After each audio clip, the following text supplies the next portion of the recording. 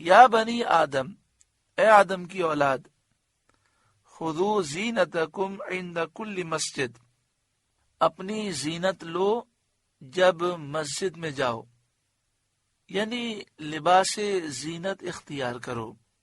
ایک قول یہ ہے کہ کنگھی کرنا، خوشبو لگانا زینت میں داخل ہے۔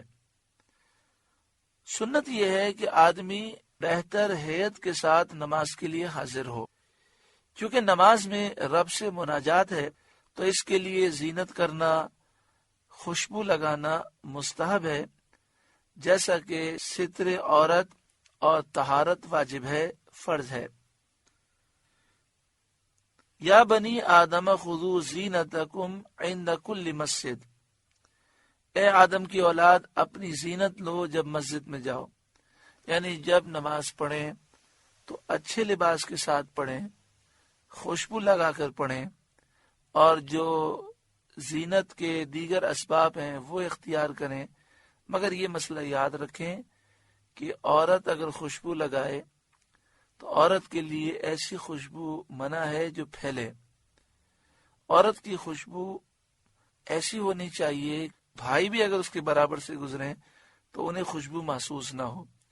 یہ بڑا مشکل کام ہے کہ خوشبو ان کے کپڑوں سے آگے نہ بڑھے، تو اس لیے خواتین کو گھر سے باہر خوشبو نہیں لگانی چاہیے، اور گھر میں اگر صرف محرم افراد ہیں، ان کے شوہر ہیں، ان کے والد ہیں، ان کے بھائی ہیں، تو گھر کے اندر ایسی ہلکی خوشبو لگانے میں حرج نہیں ہے، مگر احتیاط کرنی چاہیے۔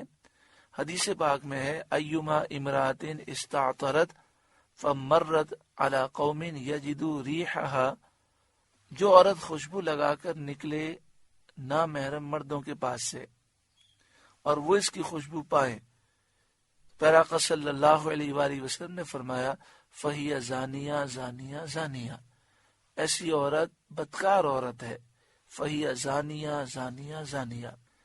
جب سوچیں خوشبو لگا کر نکلے اور خوشبو کا پردہ نہ ہو، خوشبو پھیلنے والی ہو، اور نامحرم مرد خوشبو کی وجہ سے متوجہ ہوں، تو پیارا آقا صلی اللہ علیہ وسلم فرماتے ہیں فہی زانیہ زانیہ زانیہ۔ تو جو عورت بال کھلے رکھ کر اور دیگر انداز سے بے پردہ نکلے اور نامحرم مرد اسے دیکھیں، اس سے ہمارے آقا و مولا کس قدر ناراض ہوتے ہوں گے۔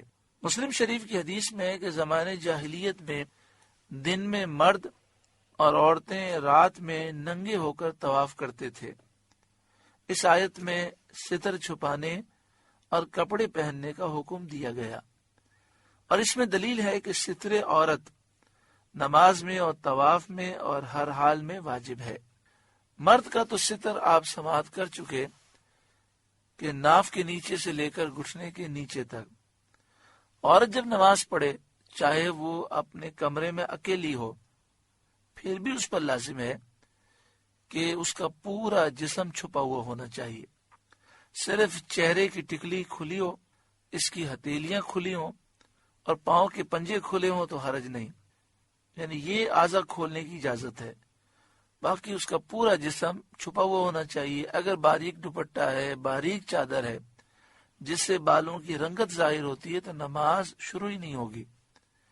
اسی طرح اگر کلائیاں کھلی ہیں، بازو کھلے ہوئے ہیں، یا باریک شلوار ہے جس سے پاؤں نظر آ رہے ہیں، یا بعض اوقات لباس ایسا ہوتا ہے کہ جس میں سوراخ ہوتے ہیں اور جسم کا کوئی بھی عضو جو ہے اس کا چوتھائی ظاہر ہو گیا، تو پھر نماز شروع ہی نہیں ہوگی۔ یہاں تک کہ عورت نے پورا جسم چھپایا نماز میں، صرف کان کھلا ہوا ہے، ایک کان کھلا ہوا ہے، یا آپ سمجھیں کہ کانوں کا چوتھائی حصہ اتنا کھلا ہوا ہے جس سے نماز نہیں ہوتی، تو نماز شروع ہی نہیں ہوگی۔ کان بھی چھپانا ضروری ہے، گردن بھی چھپی ہوئی ہو، گلا بھی چھپا ہوا ہو، بڑی چادر جو موٹی چادر ہو اس کو اچھی طرح اوڑھ کر نماز پڑھنی چاہیے۔ اسی طرح اور جب نماز پڑھے تو اس کے ٹخنے بھی نظر نہیں آنے چاہیے، اس کے ٹخنے بھی چھپے ہوئے ہوں، اس کی ایڑیاں بھی چھپی ہوئی ہوں۔ اللہ تبارک و تعالی ہماری بہنوں کو صحیح طور پر نماز پڑھنے کی توفیق عطا فرمائے۔ وَكُلُوا اور کھاؤ، وَاشْرَبُوا اور پیو، وَلَا تُسْرِفُوا اور حد سے نہ بڑھو، انہ لا یحب المسرفین، بے شک حد سے بڑھنے والے اللہ کو پسند نہیں ہیں۔ یہاں پہ فرمایا گیا کہ کھاؤ اور پیو اور حد سے نہ بڑھو، اسراف نہ کرو۔ اللہ تعالیٰ اسراف کرنے والوں کو پسند نہیں فرماتا۔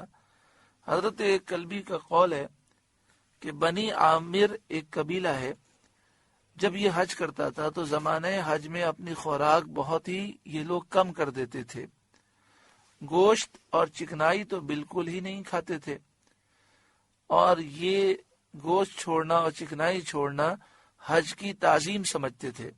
مسلمانوں نے انہیں دیکھ کر عرض کیا، یا رسول اللہ صلی اللہ تعالی علیہ وآلہ وسلم، ہمیں ایسا کرنے کا زیادہ حق ہے۔